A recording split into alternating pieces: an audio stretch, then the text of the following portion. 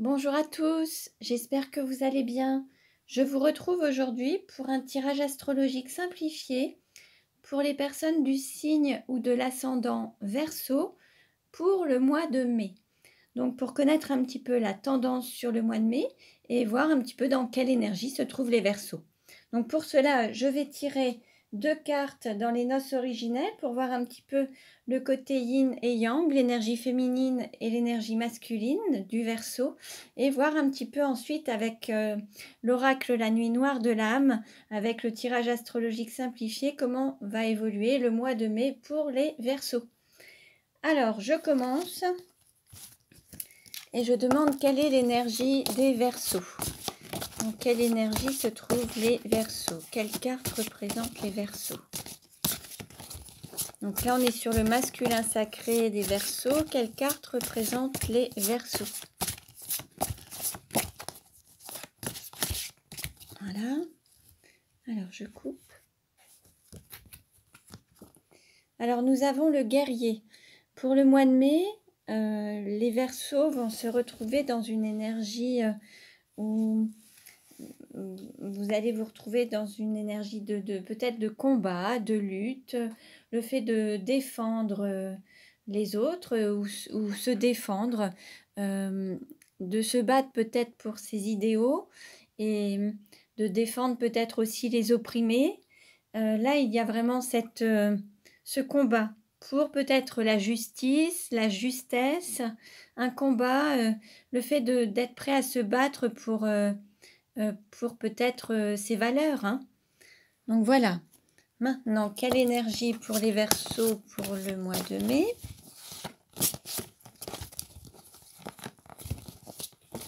Quelle énergie pour les Verseaux pour le mois de mai?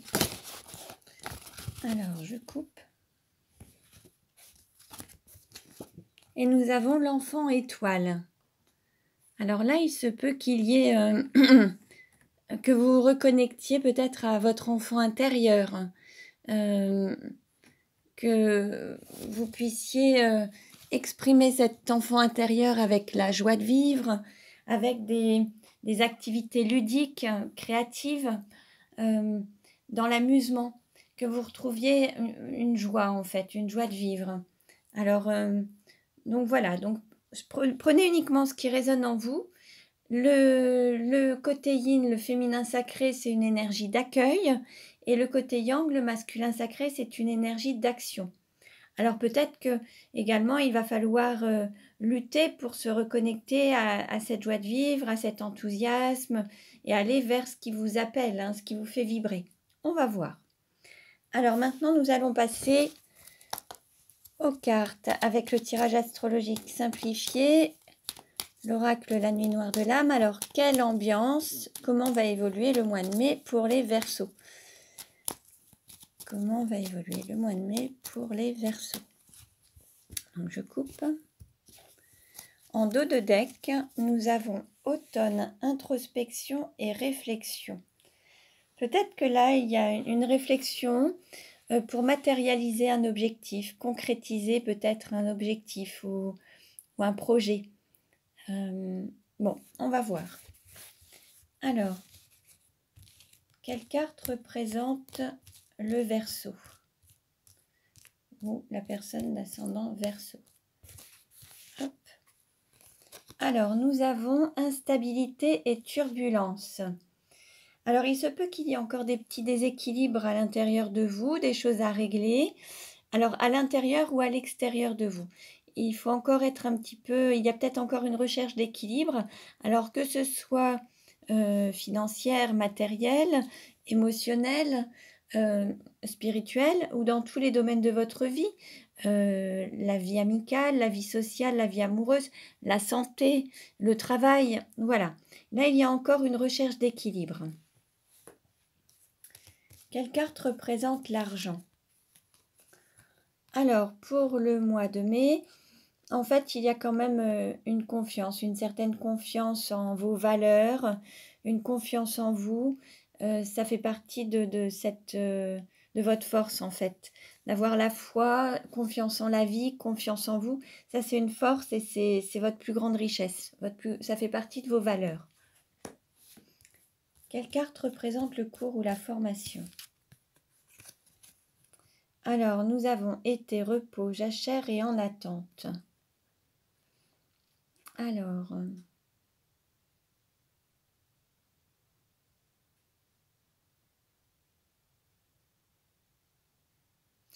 peut-être que certains étaient en stand-by, peut-être qu'ils ont arrêté une activité, une formation. Ils avaient peut-être, voilà, pour peut-être se reposer, faire une pause. En fait, mais par contre, il y a eu cette idée de tirer un bénéfice de ce temps de pause et ce temps de repos et de le mettre à, comment dire, d'en prendre tous les attributs en fait et de bénéficier de ce temps de pause pour vraiment en sortir ce qu'il y a de mieux en fait. Et là, vous avez appris à travers cette période de calme, vous avez appris énormément de choses en fait. Et c'est ce qui vous a permis bah, de grandir, de vous élever, alors que ce soit en conscience, que ce soit spirituellement. Vous avez peut-être pris un temps pour vous, pour revoir des cours, des formations, apprendre peut-être des nouvelles activités, des nouvelles pratiques, se mettre à apprendre des langues vivantes, l'anglais, l'allemand, enfin des langues étrangères. Le fait de prendre un temps pour soi et se consacrer à des études, à l'apprentissage, peut-être apprendre de nouvelles capacités, des nouvelles choses. Et ça aurait été vraiment quelque chose de bénéfique en fait. C'est préparer le terrain pour la suite, mais c'est quelque chose de bénéfique. Quelle carte représente la formation ou quelle carte représente la maison ou l'intériorité? Nous avons l'ancrage, la campagne, homme de la terre, homme seul ou veuf. Alors là, il y a peut-être une partie de vous, de votre intériorité qu'il faut manifester à l'extérieur et l'ancrer pleinement, lui donner vie et l'ancrer sur terre en fait. L'exploiter totalement. Ensuite, certains d'entre vous vivent peut-être à la campagne ou ont peut-être une activité à la campagne. Alors, un homme ou une femme de la terre en lien avec la nature, très proche de la nature, des animaux. Ça peut être aussi avec une activité en lien avec la nature. Alors, ça peut être aussi bien dans l'agriculture, forestier, viticole, éleveur mais ça peut être aussi naturopathe, ça peut être aussi aromathérapie. Enfin, il y a plein de choses en fait. L'idée, c'est de voir ce qui vous parle, hein. Alors, ça peut être un homme seul ou veuf, mais ça peut être également une femme seule ou veuve ou célibataire, avec une énergie yang, une énergie d'action, une énergie assez masculine en fait, hein. Donc voilà, prenez ce qui vous parle, ce qui résonne en vous. Alors, quelle carte représente le cœur? Nous avons paix et pureté. Là, on va dire que dans votre cœur, vous êtes en paix. Il y a une forme de pureté. Il y a peut-être eu un nettoyage de fait, un nettoyage émotionnel qui vous a permis de vous retrouver en paix et d'être en paix dans votre cœur, en fait, de savoir vraiment où vous en êtes et avoir le cœur aussi apaisé, peut-être plus confiant. Voilà. Quelle carte représente le travail? Nous avons accord, promesse, engagement et contrat d'âme. Donc là, on nous parle de contrat d'âme, alors de mission de vie, de mission d'âme, ça fait partie peut-être d'un travail à effectuer. Ça peut être aussi un engagement, alors ça peut être aussi un contrat de travail, ça peut être une promesse d'embauche. Il peut y avoir eu un accord avec une collaboration. Prenez ce qui résonne en vous, prenez ce qui vous parle. Quelle carte représente votre autre ou la personne de votre cœur, celle à qui vous pensez? Nous avons cycle, temps, lunaison. Donc il y a une évolution, il y a un changement. Peut-être qu'il a fallu avoir de la patience. Alors peut-être que votre autre a été patient. et à évoluer à son rythme en fait. Il y a une évolution qui s'est faite au fil du temps et qui n'a pas été sans contrainte parce qu'il y a eu quelques turbulences quand même, hein, avec peut-être des moments plus ou moins difficiles pour trouver un équilibre, mais ça a évolué et ça a changé en fait. Donc peut-être que votre relation avec votre hôte prend un nouvel élan ou passe à un nouveau cycle. Il y a quelque chose qui s'est peut-être terminé, mais quelque chose qui va renaître. Ou alors il va y avoir un changement. Bon, prenez ce qui résonne en vous. Quelle carte représente la sexualité? Alors nous avons trahison et Kundalini. Alors il se peut qu'il y ait eu des trahisons à travers la sexualité avec une énergie tierce, quelqu'un d'autre. Il se peut qu'il y ait cette énergie de Kundalini qui circule à l'intérieur de vous, cette sexualité sacrée qui se manifeste à l'intérieur de vous. Et l'idée, c'est de se reconnecter aussi peut-être à son intériorité, à sa foi et à cette énergie divine, en fait, à ce lien sacré. Et le fait d'être aussi dans cette forme de trahison, peut-être que certains ou certaines ne lui ont pas donné toute son importance. Et aujourd'hui, vous allez vous reconnecter à cette importance de ce lien divin, de cette relation divine, en fait. Quelle carte représente le voyage? Alors, nous avons équilibre des opposés, équilibre de la dualité. Voilà, il y a à travers un certain parcours, alors peut-être que ce temps d'attente, cette période de confinement, ce temps de pause, en fait, vous a permis de trouver un équilibre intérieur qui se manifestera à l'extérieur. Un équilibre des dualités, des opposés.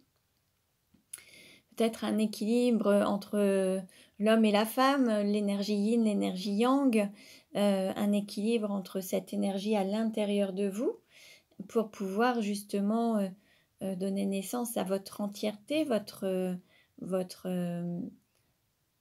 être en entier en fait. Hein. Et puis, qui se manifestera aussi à l'extérieur en fait, hein, et qui vous permettra d'avoir un équilibre autour de vous, dans tous les domaines de votre vie. Quelle carte représente la carrière? Alors, nous avons sortir du tunnel, amour vainqueur.